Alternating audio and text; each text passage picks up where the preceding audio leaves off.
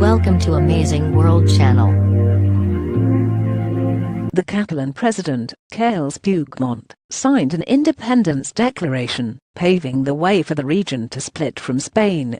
However, he said the effects of the declaration would be suspended for a few weeks, while his government sought dialogue to resolve the long-festering dispute with the Spanish state.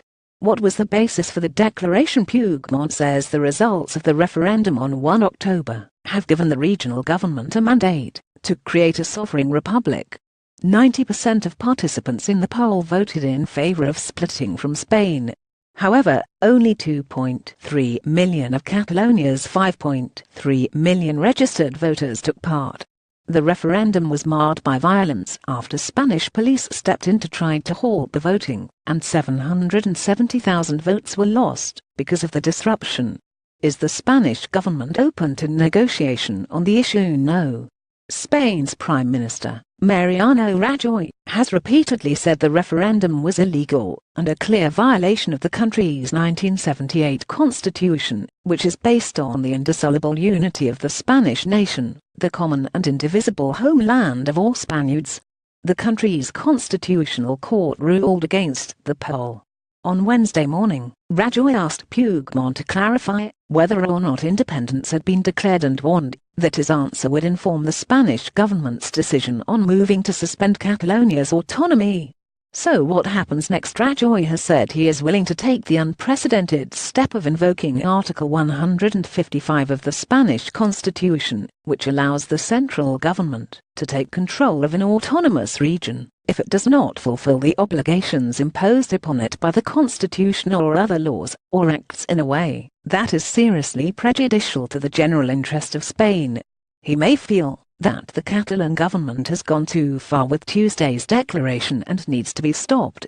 Pedro Sanchez, the leader of the Spanish Socialist Party, offered another solution on Wednesday, saying that he and Rajoy had agreed to study a possible constitutional reform of Spain's autonomous region to try to end the crisis.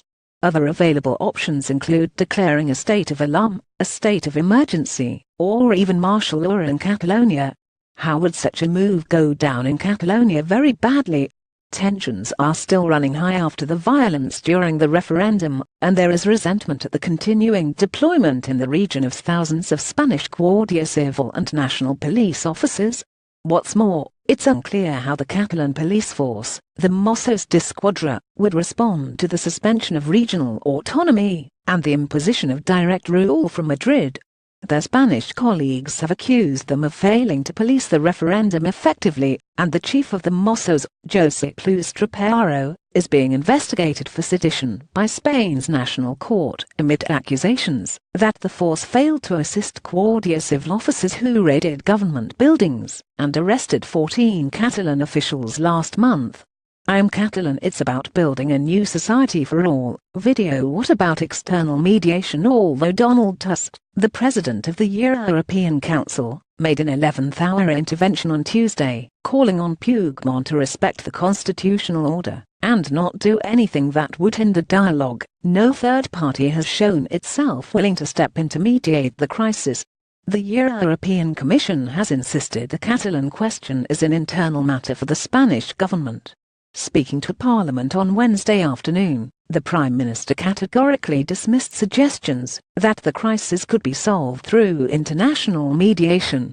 Explaining that Spain's indissoluble unity, as guaranteed by the Constitution, was not up for discussion, he added there is no possible mediation between democratic law and disobedience or illegality.